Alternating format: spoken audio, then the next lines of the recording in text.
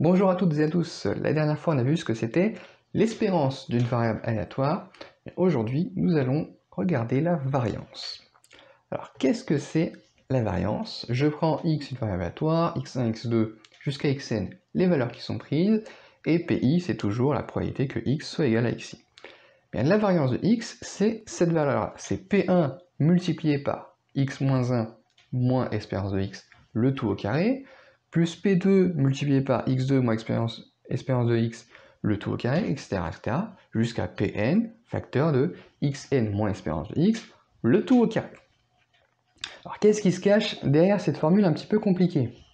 Parce qu'on va pas se le dire, c'est pas une formule qui a l'air sympathique. Alors, en fait, ce qu'on remarque, c'est que la variance, c'est P1 fois un truc qui dépend de x1, je vais le noter f de x1, plus P2 fois un autre truc qui dépend de x2, plus etc., plus Pn fois un autre truc qui dépend de xn. Ici, f de x, en l'occurrence, c'est x moins espérance de grand x au carré.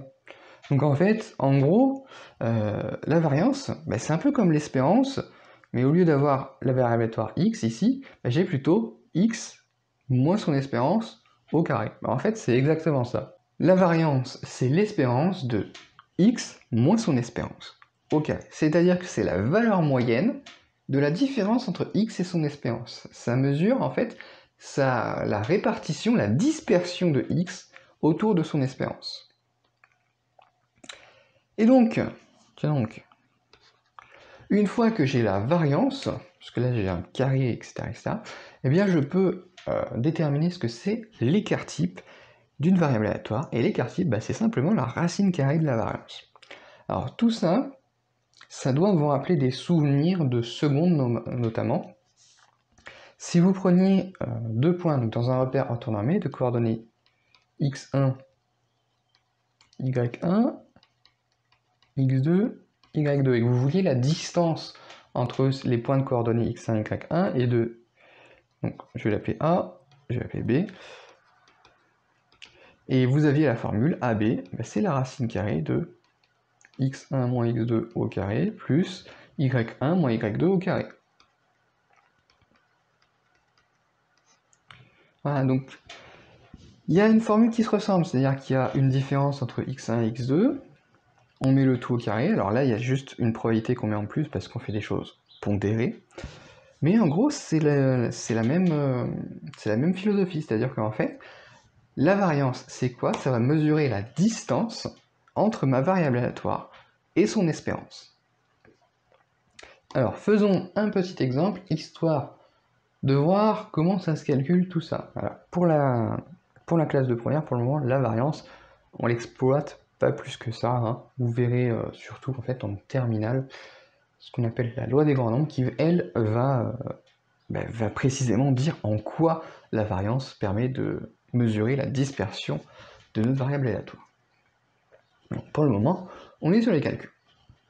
Alors, j'ai une variable aléatoire dont la loi est donnée dans ce tableau. Et je veux déterminer quelle est sa variance. Alors la première chose que je dois faire, évidemment, c'est de calculer son espérance. Donc son espérance, ça je sais faire, parce que c'est la dernière vidéo, c'est moins 3 fois 0,6, plus 1 fois 0,2, plus 4 fois 0,15, plus 9 fois 0,05. Et donc, tout calcul fait, ça me donne moins 0,55. Voilà. Donc ce que je fais maintenant, c'est que mon tableau, je vais le prolonger. Hop. Tac. Et donc la variance, V de grand X, la variance c'est P1 fois X1 moins espérance de X, le tout au carré, plus etc. J'ai besoin que du premier, après ça se répète. Donc qu'est-ce que ça veut dire? Ça veut dire que je dois prendre mon X1 et je dois lui enlever l'espérance de X. Donc X1, les X1, ils sont dans la première ligne. Donc là, ce que je fais, c'est K moins espérance de X. Donc je fais moins 3 moins 0,5 55, ce qui me fait moins 2,45. 1,55 ici, 4,55 ici, 9,55 ici. Alors, comment j'ai obtenu cette ligne? J'ai pris les valeurs de K et j'ai enlevé la valeur de D'Espérance. Bon, ensuite, alors je ne vais pas faire le calcul de manière exacte. Ce que je dois faire, c'est je dois mettre tout ça au carré. Et puis une fois que c'est au carré, je vais comme l'espérance. C'est-à-dire que la variance de x, c'est égal à donc, moins 2,45 au carré fois 0,6 plus 1,55 au carré fois 0,2 plus 4,55 au carré, je ne sais pas pourquoi j'ai mis deux parenthèses là, fois 0,15 plus 9,55 au carré fois 0,05.